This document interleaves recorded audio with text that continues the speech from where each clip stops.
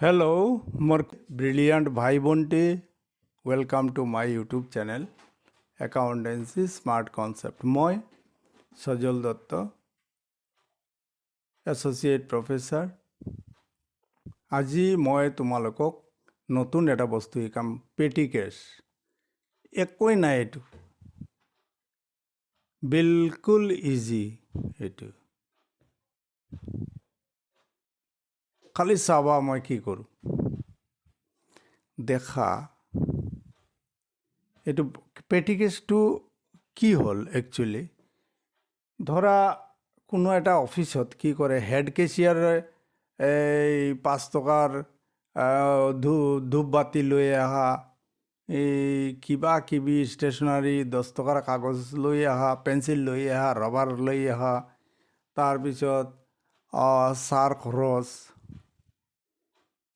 তাৰপিছত ধৰা পোষ্টেজ ষ্টাম্প লাগে ষ্টাম্প লৈ আহা লিফাফা লৈ আহা এইবিলাক খৰচৰ কাৰণে সৰু সুৰা খৰচৰ কাৰণে হেড কেচিয়াৰে পেটি কেচিয়াৰক এটা পইচা দি দিয়ে সপ্তাহৰ মূৰত বা মাহৰ মূৰত 15 দিনৰ মূৰত যেই টকাটো তুমি খৰচ কৰি থাকা আৰু তুমি লিখি থাকা তো আৰ যি খৰচ য'ত যাব এইটো এনালাইটিক্যালি লিখি দিবা বস্তুটো এনালাইসিস কৰি কোন খৰচ কোনটোৰ আন্ডাৰে কেতিয়া হ'ল এইটো লিখি দিবা ঠিক আছে মই বুজাই আছো এতিয়া দেখা হেড কেচিয়াৰে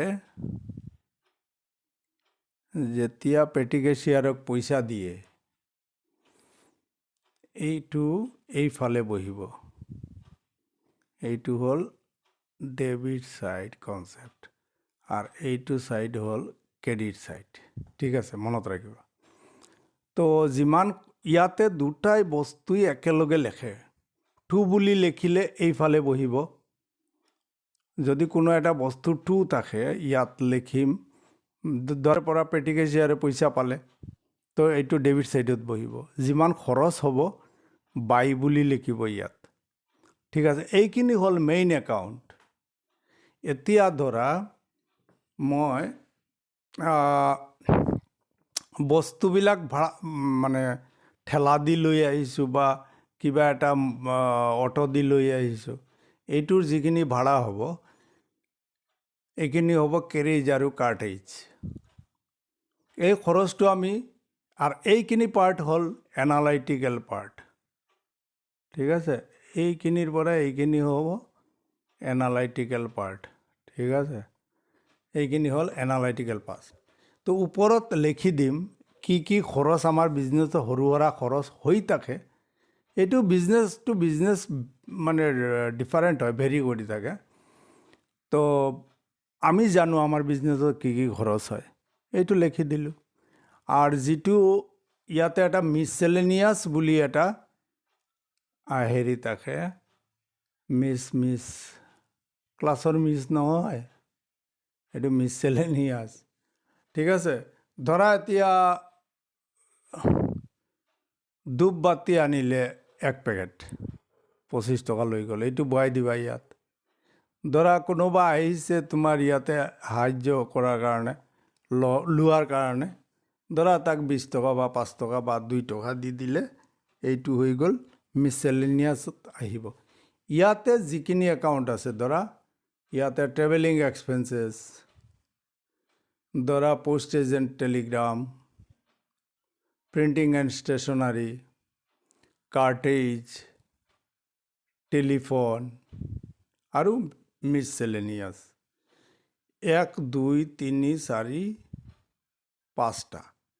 5টা একাউণ্ট খুলিলোঁ আমি 5টা হেডিং দিলোঁ এতিয়া যি খৰচটো হ'ব ইয়াতে হোৱাৰ লগে লগে লিখি ল'ম এতিয়া কোনটো কোন হেডিঙত বহিব এইটো আমি নিজৰ কমন সেন্স এপ্লাই কৰি বহাম এতিয়া ধৰা পোষ্টেজ এণ্ড টেলিগ্ৰামৰ খৰচ হ'ল 20 টকা এইটো প্ৰিণ্টিং এণ্ড ষ্টেচনাৰীত সোমাই দিলোঁ এইটো নহ'ব তোমাৰ কমন সেন্স কেইটা কৰোঁতে আইডিয়া পাই যাবা মেইন কথাটো হ'ল তোমাৰ ইয়াত টু বুলি বাওঁফালে পাম আর বাই বুলি রাইট সাইডত খরচ করিম ঠিক আছে এই দেখা টু ক্যাশ বুলি 350 টকা টু বুলি এইফালে লিখিছোঁ, বাই ষ্টেশ্যনাৰিজ লিখি দিলোঁ ইয়াত। এইটো হ'ল মেইন মানে হেৰি পেটিকেছৰ মেইন কথাটো হ'ল ইয়াত। আৰ এনালাইটিক্যাল পৰ্চনটো হ'ল কোন খৰচটো কোন হেডিঙৰ আণ্ডাৰত যাব, এইটো আমি চিন্তা কৰি বহাম, অলপ কমন চেন্স এপ্লাই কৰি বহাম। এইটোৰ নাম হ'ল পেটি কেছ। বুজি পাইলানে নাই? টু আৰ বাই বুলি একে জেগাত লিখি দিম, এইটো নতুন ছিষ্টেম ধৰা পেটি কেছৰ। তো টু কেছ বুলি বাওঁফালে পালোঁ। তুমি মনে কৰা তুমি এজন পেটি কেছিয়াৰ, বাওঁফালে পালা। আচ্ছা, ৰাইট ছাইডত বাই বুলি যিমান আছে গোটেইখিনি খৰচ হ'ল। আৰ এই খৰচটো ষ্টেশ্যনাৰী খৰচটো কোনটোত যাব? প্ৰিণ্টিং এণ্ড ষ্টেশ্যনাৰীত যাব। পোষ্টেজটো ক'ত যাব? পোষ্টেজত যাব। কেৰেজ মানে মালৰ ভাড়া, এইটো যাব কেৰেজ এণ্ড কাৰ্টেজত। অফিচ এক্সপেন্সেছ এইটোৰ হেডিং নাই ইয়াত, এইটো মিছেলেনিয়াছ। যিটোৰ হেডিং নাই এইটো মিছেলেনিয়াছত যাব। তাৰপিছত টেলিফোন খৰচ, এইটো টেলিফোনত যাব। বাই উইণ্ড' ক্লিনিং, দৰ্জা জানলা পৰিষ্কাৰ কৰালোঁ 22 টকা, এইটোৰ হেডিং নাই, এইটো মিছেলেনিয়াছত যাব। বাই ষ্টেশ্যনাৰিজ তো এইটো হ'ব ষ্টেশ্যনাৰী একাউণ্টত যাব। ঠিক আছে। এতিয়া এনেকা কুলি চাৰ্জ, এইটো কাৰ্টেজত যাব। বাছ ফেয়াৰ ট্ৰেভেলিং এক্সপেন্সেছত যাব। আচ্ছা, এতিয়া টোটেল খৰচ হ'ল আমাৰ 350 টকা। ঠিক আছে। আমি পাইছিলোঁ কিমান? আমি পাইছিলোঁ 350 টকা। আর খরচ হল কিমান? খরচ হল আমার 350 টকা, 300 টকা 50 পইচা। ঠিক আছে। এইটোৰ পৰা 350 টকা আৰু এইটো বেলেঞ্চিং কৰিলোঁ। দেখক 350 টকা এইফালেও লিখিলোঁ, 350 টকা এইফালেও লিখিলোঁ। লেখাৰ পিছত কি হ'ল, এই 300 টকা 50 পইচাৰ পৰা 350 টকা এইটো বেলেঞ্চিং কৰি এইটোৰ পৰা 49 rupees 50 পইচা ওলাল। 350 টকাৰ পৰা 300 টকা 50 পইচা মাইনাছ কৰিলে ওলাব 49 rupees 50 পইচা। ঠিক আছে। এইফালে 2 লিখিলোঁ, 2 বুলি যে এইটো বাই হ'ল, এইটো 49 rupees, এইটো 49 rupees 50 পইচা। এইটোক আমি এইফালে লিখি দিম 49 rupees 50 পইচা, মানে বাচিলে আমাৰ পইচাটো। এতিয়া হেড কেছিয়াৰে কিমান দিব? আৰু 300 টকা 50 পইচা কেতিয়া দিব? এইটো এক সপ্তাহৰ কাৰণে হয়। যদি হয় এক সপ্তাহ যি ডেটত দিব এই ডেটত লিখিব to cash, petty cash account debited to cash, journal entry হ'ব। এইটোৱে কথা। বেলেঞ্চিং কৰাৰ ছিষ্টেমটো অলপ বেলেগ। আৰু বেলেঞ্চিং কেনেকুৱা বেলেগ মই কৈ আছোঁ। ইয়াতে প্ৰথম এইটো ৰাইট ছাইডটো লিখি দিলে কিমান খৰচ হ'ল। পাইছোঁ 350 টকা, দুই ছাইডত লিখি দিলোঁ 350 টকা। একেই বস্তু আমি ৰাফত লেখোঁ, যি বস্তুটো ইয়াতে আনি লিখি দিছে। ঠিক আছে। এইটো লেখাৰ ষ্টাইল, পেটি কেছ লেখাৰ ষ্টাইল। তো এইটোৰ পৰা 49 rupees আমি মাইনাছ কৰি দিলোঁ। তেতিয়া 350 টকাৰ পৰা 300 টকা 50 পইচা মাইনাছ কৰি দিলোঁ। তেতিয়া আমাৰ বাচিলে কিমান? 49 rupees 50 পইচা। এইটো আমি আৰু আকৌ বাওঁফালে আহি লিখি দিম 2 বুলি। আৰু হেড কেছিয়াৰে আৰু 300 যিখিনি টকা খৰচ হৈছে এইখিনি দি দিব। দিলে মানে এইটো হ'ল একে সমান এমাউণ্ট দিয়ে প্ৰত্যেক মাহত বা প্ৰত্যেক 15 দিনত বা প্ৰত্যেক ধৰা এক সপ্তাহত যি টকা দে, সেই যিখিনি খৰচ হৈছে সেইখিনি আকৌ দি দিয়ে হেড কেছিয়াৰে পেটি কেছিয়াৰক। এইটো হ'ল পেটি কেছ, একো নাই। আৰু এই যে যি খৰচখিনি হ'ল এটা পিৰিয়ডৰ কাৰণে, এইটো আকৌ দি দিয়াৰ নাম হ'ল ইম্প্ৰেছ ছিষ্টেম। পৰীক্ষাত তোমালোকে ইম্প্ৰেছ ছিষ্টেম ক'ব পাৰে, কৈ তোমালোকে পাজুল কৰি দিব পাৰে। তো মনত ৰাখিবা, যি খৰচটো হয় এইটো হেড কেছিয়াৰে পেটি কেছিয়াৰক আকৌ দি দিলে এইটো ইম্প্ৰেছ ছিষ্টেম বুলি কয়। আৰু এইটো হ'ল এনালাইটিকেল ছিষ্টেম। কোন খৰচটো কোন হেডিঙৰ আণ্ডাৰত যাব সেইটো বুদ্ধি কৰি 3-4টা চাম দেখিলে গম পাই যাবা। আৰ যিখিনি আমি একাউণ্ট খুলিছোঁ এইখিনিত যদি কোনো খৰচ নবহে তেতিয়া এইটো মিছলেনিয়াছত যাব। তাৰমানে যি খৰচটো হৈছে এইকাৰণে যে ঘৰ আছে ঘৰবিলাক এই যে হেডিং লিখিছোঁ যে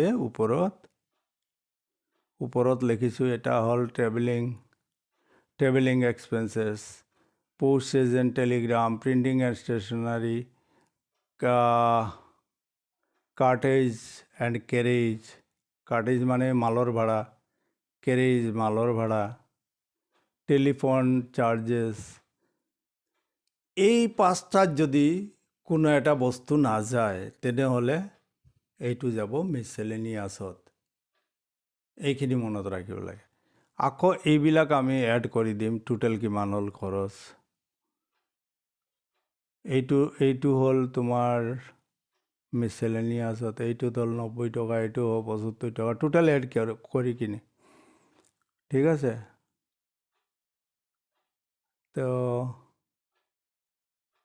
ইয়াৰ মিছলেনিয়াছত কি আহিছে এটা আইডিয়া লগাই দিবা। ইয়াতে 5টা ঘৰত যিটো নাযায় 5টা খুটাত এইটো আহিব মিছলেনিয়াছত। এইটোৱেই হ'ল কেছবুক, পেটি কেছবুক। আচ্ছা, এটা বুজিলে বুজি পাই যাবা। আচ্ছা, ইয়াতে কি কৰিছে জাৰ্নাল এণ্ট্ৰিত কি কৰিছে? জাৰ্নাল এণ্ট্ৰিটো লেখে কোনে? হেড কেচিয়াৰে লেখে। এইটো যেতিয়া পেটি কেছ দিব হেড কেচিয়াৰে তেতিয়া লিখিব petty cash account debited to cash 500 টাকা, 550 টাকা। আচ্ছা, আর 7 তারিখে এইটো এক সপ্তাহৰ কাৰণে দিছে 350 টাকা। তো যিমান খৰচ হ'ল টোটেল খৰচটো আনি বহাই দিলোঁ। টোটেল কোন হেডত কোন খৰচ হৈছে এইটো আনি বহাই দিম। আৰু 350 টকা 300 টকা 50 পইচা হৈ গ'ল খৰচ, শেষ। এতিয়া আৰু নেক্সট পিৰিয়ড আহি গ'ল। এইটো আমি এই পিৰিয়ডৰ কাৰণে জাৰ্নাল এণ্ট্ৰি লিখিলোঁ। নেক্সট পিৰিয়ডতো এনেকুৱা এটা এণ্ট্ৰি হ'ব। 1 তাৰিখ যে পালে পইচাটো কিমান পালে? 300 টকা 50 পইচা পালে। এইটো হ'ব নেক্সট পিৰিয়ডৰ যি তাৰিখ 8 তাৰিখ হ'ব এই এণ্ট্ৰিটো। আৰ 8 তাৰিখৰ পৰা আৰু এসপ্তাহ গ'লে বাকী লিখিব খৰচবিলাক, ঠিক আছে। বুজি পাইছানে নাই? কনফিউশ্যন? 1 তাৰিখৰ পৰা 7 তাৰিখলৈকে আমি জাৰ্নালটো মাৰিম। 8 তাৰিখটো বেলেগ পিৰিয়ডত গুচি গ'ল। 8 তাৰিখৰ পৰা 8, 9, 10, 11, 12, 13, 14। 14 তাৰিখ আমি আকৌ এনেকুৱা এণ্ট্ৰি মাৰিম। 1 তাৰিখ মাৰি দিম পেটি কেচিয়াৰৰ, 8 তাৰিখ মাৰি দিম petty cash account debited to cash. আৰু 14 তাৰিখ মাৰিম এনেকুৱা এণ্ট্ৰিবিলাক। এইবিলাক এণ্ট্ৰি এমাউণ্টবিলাক ক'ৰ পৰা পালে চাই লওঁ। এই যে টোটেল এমাউণ্টবিলাক আছে, টোটেল এমাউণ্টবিলাক ইয়াৰ পৰা, ইয়াতে টোটেল কৰোঁ এইকাৰণে। টোটেল এমাউণ্টবিলাক যাৰ এমাউণ্ট আহি হৈ গ'ল, ঠিক আছে। এইখিনি আকৌ চাবা দেখিবা এই বুজি পাই যাবা। ঠিক এইটোও এনেকুৱা ইয়ালৈকে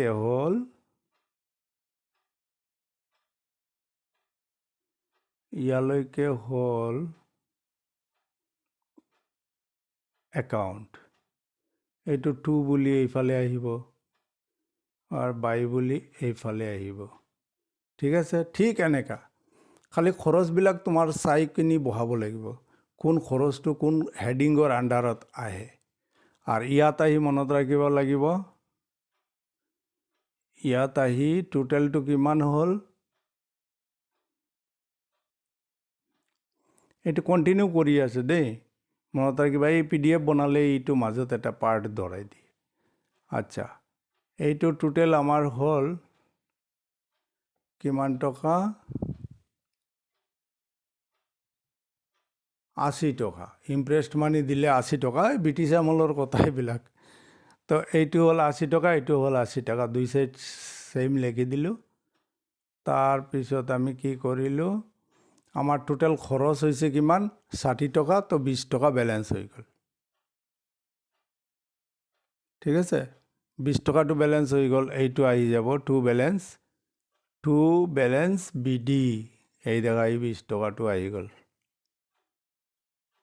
আৰু 60 টকা আৰু হেৰি হেড কেচিয়াৰে পেটি কেচিয়াৰক দিব, এইটো হৈ গ'ল এই ডেটত। এইটো নকলেও দিব লাগিব, মানে মনত ৰাখিবা ইম্প্ৰেছ ছিষ্টেমটো 80 টকা হয় ইয়াৰ। ঠিক আছে, এইটো কয় ইম্প্ৰেছ ছিষ্টেম। ইম্প্ৰেছ ছিষ্টেমত নকলেও আমি বুজি পাম যে নেক্সট পিৰিয়ড ষ্টাৰ্ট হ'লে আমাৰ 80 টকা দিব লাগে। এইটো বহুত আগৰ কথা। এতিয়া 60 টকা এক আইটেমতেই গুচি যায়।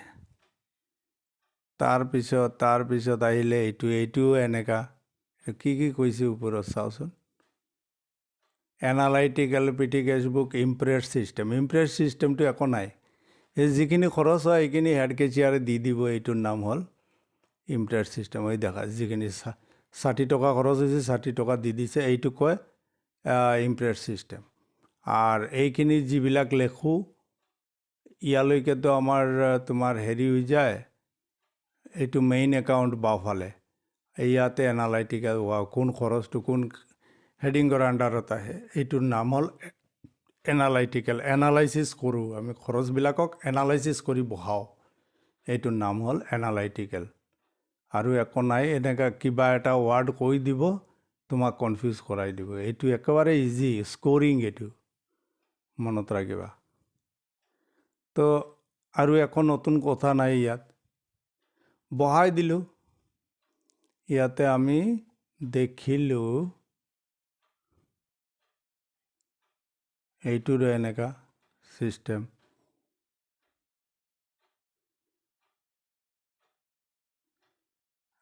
এই দেখা এইখিনি হ'ল মেইন একাউণ্ট। ঠিক আছে, টু বুলি ইয়াত লিখিব, কিমান পালে 300 টকা। দেখো টু বুলি এইফালে লিখিছে, আৰু বাই বুলি এইফালে লিখি থাকিব, এইফালে লিখি থাকিব। আৰু খৰচবিলাক কোন হেডিঙৰ আণ্ডাৰত যায়, travelling expenses, postal, printing stationery, cartage. ইয়াতে বনাইছে 4টা, 1 2 3 4টা, আৰ বাকি এটা 5টা বনালে মিসেলেনিয়াস মানে এই 4টাত যিবিলাক খৰচ নাযায় এইবিলাক কনফিডেণ্ট হৈ ইয়াতে বহাই দিবা যে এইটো খৰচটো তাতে নাযায়, এইটো ট্ৰেভেলিঙো নহয়, ভাড়া চাড়াও নহয়, পোষ্টেজ এণ্ড টেলিগ্ৰামৰো নহয়, প্ৰিণ্টিং এণ্ড ষ্টেচনাৰীৰো নহয়, কাৰ্টেজৰো নহয়। এইটো কি বুলি লিখিছে চাওচোন, খৰচটো বাই ৰিপেয়াৰিং। তো ইয়াতে ৰিপেয়াৰিঙৰ কোনো হেডিং নেই একো, এইটো মিসেলেনিয়াছত বহাই দিলোঁ। তো এইটোৱে এনালাইচিছ। নিজে অলপ এটা ক্লাছ এইটো আৰু নালাগে, এটা ক্লাছ কৰালোঁ, তোমালোকে বুজি পাই যাবা। এনেই খালি মনত ৰাখিবা এইটো হ'ল মেইন পাৰ্ট। আৰু বেলেঞ্চিংটো কৰে কিমান, যিমান টকা দিলে এইটো বহুত ছাইডত লিখি দিলোঁ টোটেল এমাউণ্টটো, আৰু টোটেল খৰচ কিমান হ'ল এইখিনিৰ পৰা এইখিনি বাদ দিলে হৈ গ'ল 30 টকা বাচি গ'ল। 30 টকাটো এইফালে লিখি দিলোঁ। এতিয়া হেড কেচিয়াৰে পেটি কেচিয়াৰক দিব নেক্সট পিৰিয়ডৰ কাৰণে 270 টকা। তো যি ডেটত দিব পেটি কেচিয়াৰে এণ্ট্ৰি মাৰিব, petty cash account debited to cash. আৰু এইটোতো বেলেঞ্চ CD নহয়, এইটো হ'ব BD, এইটো হ'ব BD। আচ্ছা, হৈ গ'ল। টু বুলি লিখিলে এইফালে, বাই বুলি লিখিলে এইফালে। তো হৈ গ'ল, টোটেল খৰচ হ'ল 270 ৰুপিজ। এইটো আকৌ দি দিব হেড কেচিয়াৰ পেটি কেচিয়াৰত। তো 1 ফেব্ৰুৱাৰীত আমি লিখিম petty cash account debited to cash. আৰু 8 ফেব্ৰুৱাৰীত এক সপ্তাহ হৈ গ'ল, পূৰা হৈ গ'ল। পেটি কেচিয়াৰে হেড কেচিয়াৰক হেৰি দিব, তেতিয়া লিখিব যিমান খৰচ হ'ল খৰচবিলাকৰ এই যে টোটেল ওলাল ইয়াত ওলাল এইবিলাক লিখি দিব কোন খৰচৰ আণ্ডাৰত কোনটো আহিছে সেইটো লিখি দিব এমাউণ্টবিলাক লিখি দিব হৈ গ'ল কিমান টকা খৰচ এইখিনি আমি লিখি দিলোঁ ওপৰৰ জাৰ্নালটো চাই ল'বা তেতিয়া বুজি পাই যাবা এতিয়া মোৰ লাগি আছে আৰু নালাগে তোমালোকে ট্ৰাই মাৰিবা যদি লাগে মই আকৌ কৰাই দিম এটা ক্লাছ পিছত এতিয়া টাইম বচাও টাইম কম আমাৰ 20 ঘণ্টাৰ মাজত কৰিব লাগে 15 ঘণ্টাতকৈ 20 ঘণ্টাৰ ভিতৰত আমাৰ 1 বছৰৰ কোৰ্সটো কমপ্লিট কৰাব লাগে তো ইজি চ্যাপ্টাৰত সময় দি লাভ নাই বাঁচিলে টাইম বাঁচিলে আমি পিছত কৰাই দিম তোমালোকৰ লাভ হ'ব ঠিক আছে এইটো বুজি পাইছা তো বস্তুটো কেনেকা কৰে এতিয়া হেডিংটো কোন হেডত কোনটো বহিব এইটো তোমাৰ কমন সেন্স লাগাবা আৰ ইলাস্ট্ৰেশনবিলাক চাই থাকিবা হৈ যাব থ্যাংক ইউ ভেৰি মাচ